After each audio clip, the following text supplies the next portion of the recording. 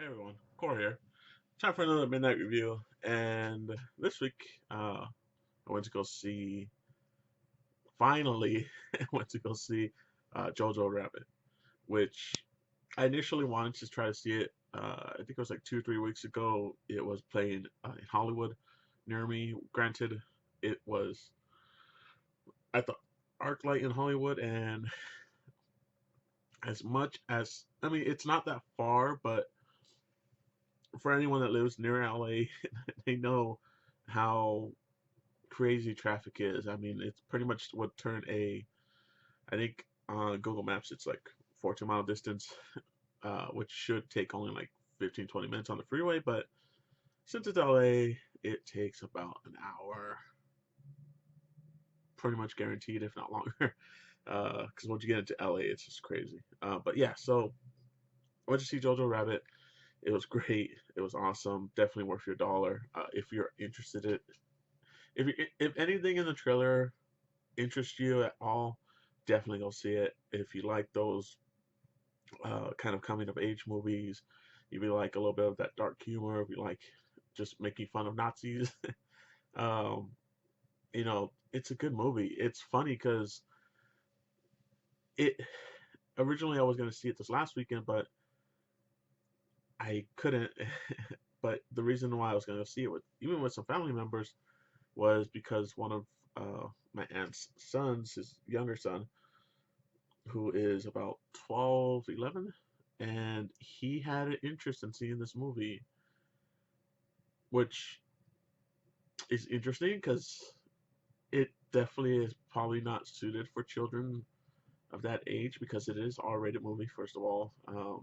Not so much for blood and gore and stuff like that, but more subject matter and just, language. Because there are some F-bombs, there are, some trash talking, there are different things. And yeah, like it's interesting that he was interested in it and not, he was interested. I'm sure his interest in the movie were different than mine because I like the director Watiti, um, and it seemed like a funny, interesting premise for me. So it caught my interest for sure, at least more than the other two movies that came out this week, or at least today, which were Doctor Sleep and Midway, which I'll probably maybe end up seeing them. I don't know if I'll see them in the theater, but if somebody, wants to go see them, I'll go see them with them. But yeah, definitely JoJo caught my interest. For the last 2 weeks, I've been trying to see it, and I just haven't had time. But now I saw it. It's at my AMC. I got my pass. Went to go use it. Everything came out perfect, and it was fun. It was entertaining. The acting is amazing, especially children. Acting is usually, I think, one of the hardest things to pull off. And it's funny because there is a trailer for a new movie called Wendy, which looks amazing, and it has a whole bunch of children in it, and they look like 20-year vets. So it's interesting, man. Like kids today, just their interest, I should say.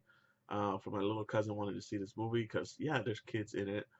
The trailers kind of focused on that, and he wouldn't really know what World War II was, what the Nazi Party was, what fascism is, and yeah, like it's interesting that this caught his attention, probably because the trailers to make it seem a little goofy, a little corny. There are some jokes, and yeah, there's kids in the forefront, so I could see how it could hook a child into wanting to go see it.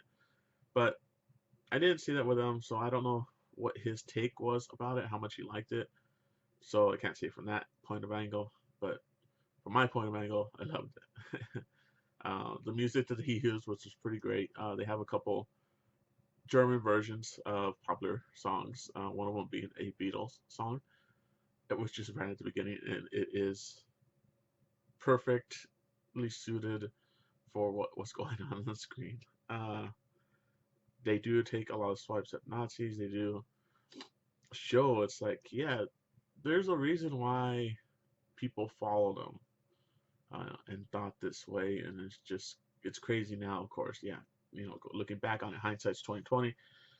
But really, um, it is crazy just seeing it from a different perspective that we normally don't see it from, which is a 10-year old boy's perspective. So yeah, but yeah, man. So the director, man, I don't know why I can say his first name, but Watiti, say his last name, no problem. Is he plays Hitler in this movie? He usually has a role in most of his movies, and he does a great job. Like just the demeanor. I mean, of course, the way he looks, that's probably the easiest kind of way, but I mean, he does look like a little bit like him anyways. Like facially, the eyes really, like he's almost spot on. Probably not as thin or as wrinkly, but still, like you could see young Hitler. But yeah, so they use him for fairly well. He wasn't too in your face, even when he was in your face, and he wasn't used as much as you would think he would. He was used just right. It didn't take anything away when he popped up. It didn't, you know, it was just all great, man. Like the audience I saw it was pretty much one of the smaller theaters, but it was still full, and everyone was laughing, everyone's enjoying it. The quiet moments were pretty good, man. Scarlett Johansson's character, the mother of said, 10-year-old, said Jojo, is amazing. It's great.